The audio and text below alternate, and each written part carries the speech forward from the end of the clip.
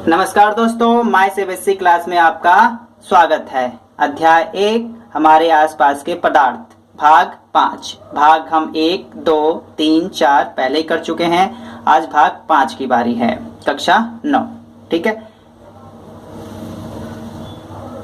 पहला टॉपिक है हमारा वाष्पीकरण से आप क्या समझते हैं। दूसरा टॉपिक होगा हमारा वाष्पीकरण को प्रभावित करने वाले कारक। तीसरा टॉपिक होगा वाष्पीकरण के कारण शीतलता क्यों होती है। चौथा टॉपिक हो एसओ3 पर क्यों शीतलता मिलती है। जो एसओ3 होता है हमारे हाथ पर शीतलता क्यों देता है। गर्मियों में सूती कपड़े क्यों पहनते हैं। एनसीईआरटी महत्वपूर्ण प्रश्न और भी प्रश्नों को लेंगे। चलिए शुरू करते हैं। पहला टॉपिक है वाष्पीकरण से आप क्या समझते हैं। तो वाष्पीकरण ऐसी प्रक्रिया है जब द्रव गैस में बदल जाता है। इस चीज को समझाने के लिए मैं एक बना देता हूं चित्र। जब कोई द्रव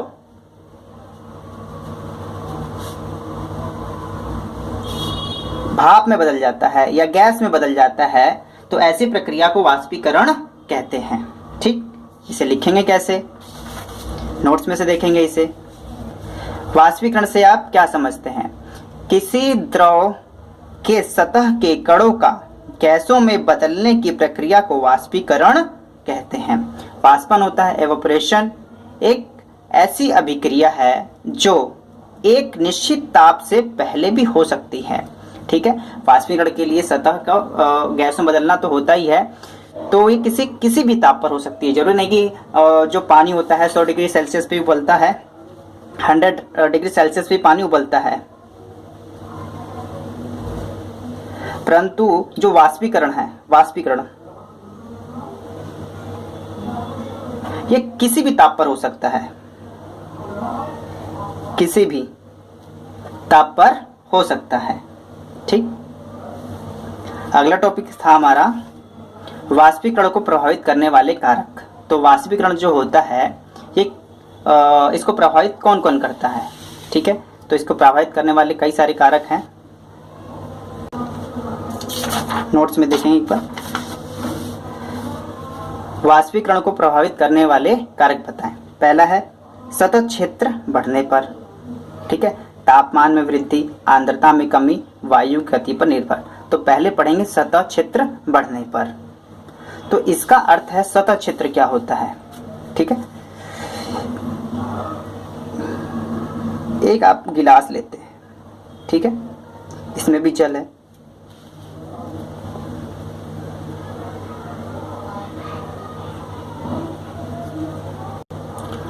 और एक दूसरा बर्तन लेते हैं,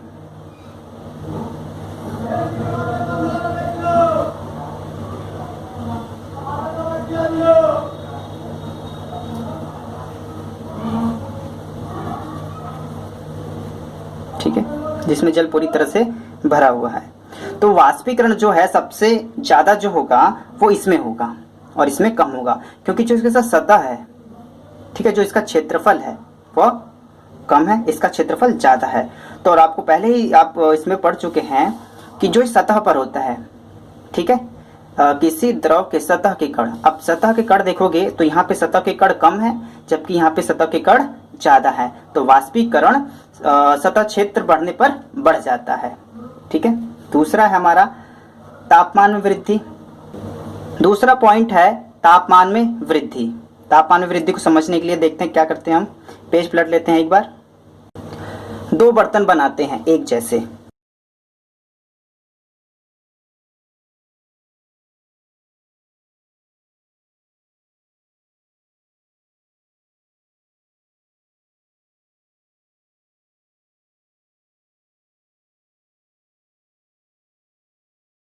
दोनों में 1-1 लीटर जल भरा हुआ है। ठीक, अब तापमान बढ़ाते हैं,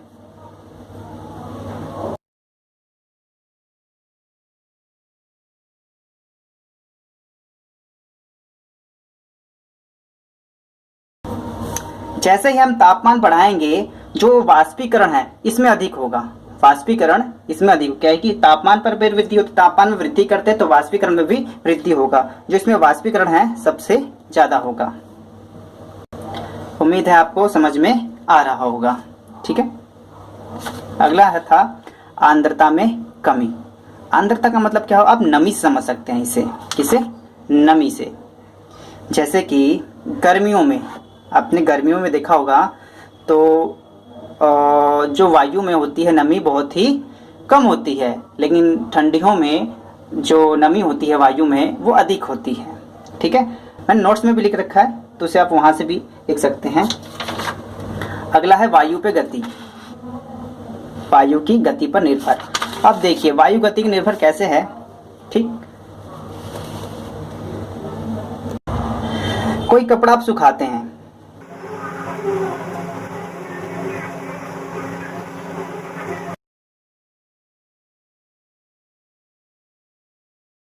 अगर हवा बहती है तो जो कपड़े होते हैं वो जल्दी सूख जाएंगे,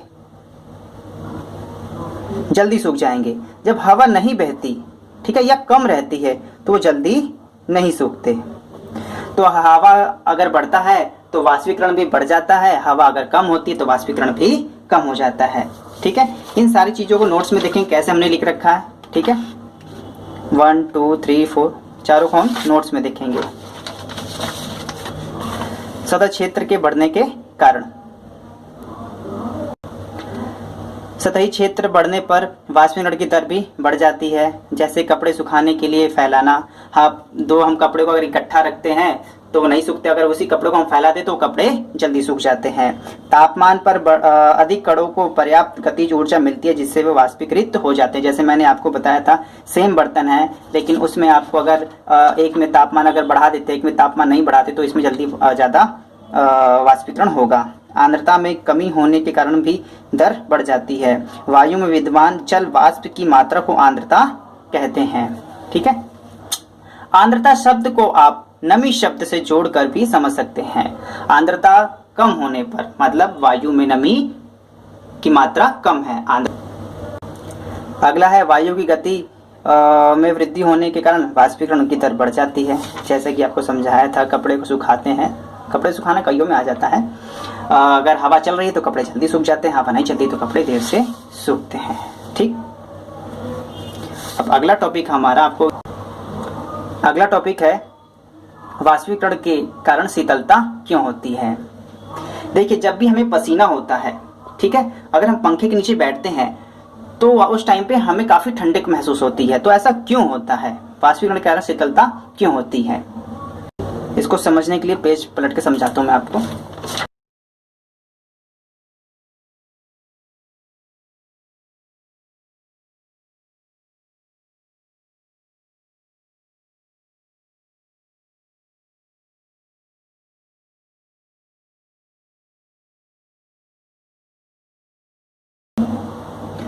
ये पसीने की बूंदें हैं।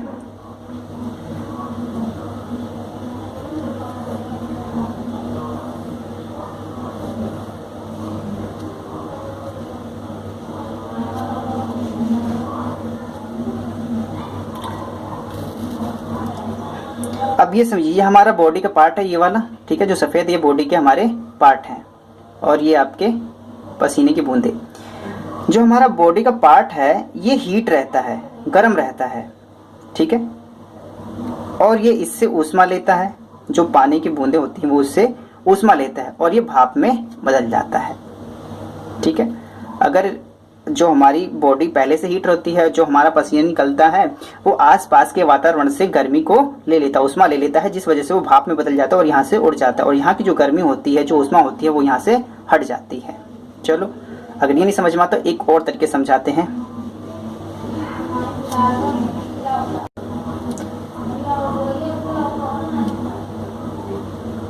जल, ठीक है, इसको वाष्पीकृत होने के लिए, इसको वाष्पीकृत होने के लिए इसको ऊष्मा चाहिए। ठीक है, ये ऊष्मा लेता कहीं से, ऊष्मा यहाँ पे गर्मी थी, ऊष्मा थी, ये ले लेता है। अब ये लेने के बाद ये ऊष्मा यहाँ से हट गई, इसे लेने के बाद ये वाष्प में बदल जाता है। ठीक है, लेकिन यहाँ पे जो गर्मी थी, जो ऊष्मा थी, वो तो यहाँ से हट गई ना, वो यहाँ से हट गई और वो उसने जल के कणों को वाष्पीकृत वाष्प में बदल दिया, वाष्पीकृत कर दिया, जिस वजह से यहाँ पे शीतलता ऑटोमेटिक आ जाती है। तो यही चीज होता है हमारी बॉडी में, जो हमारी बॉडी वो पहले से हीट होती है, हमारी बॉडी गर्म रहती है, लेकिन जो पसीने की बूंदें होती हैं वो हमारी बॉडी से हीट लेती हैं और वाष्पीकृत हो जाती हैं, जिस वजह से हमारी आसपास की जो ऊर्जा होती है वो वाष्प बदलने में लग जाती है और हमारी बॉडी ठंडा महसूस करती है। इसे लिखेंगे कैसे?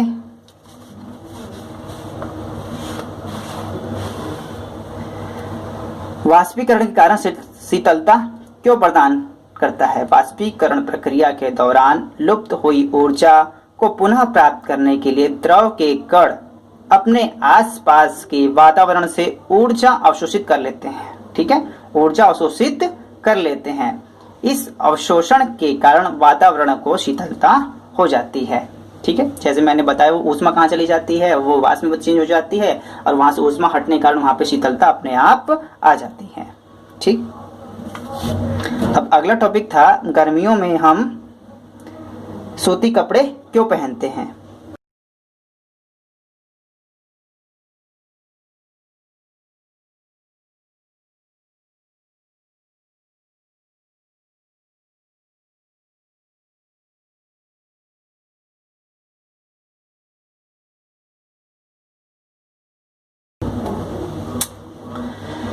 गर्मियों में सूती कपड़े हम इसलिए पहनते हैं क्योंकि ये अच्छे अवशोषक होते हैं। ठीक है, और इसी प्रकार पसीना अवशोषित होकर वायुमंडल में वाष्पीकृत हो जाता है। जैसे कि ये हमारी बॉडी है। ठीक है,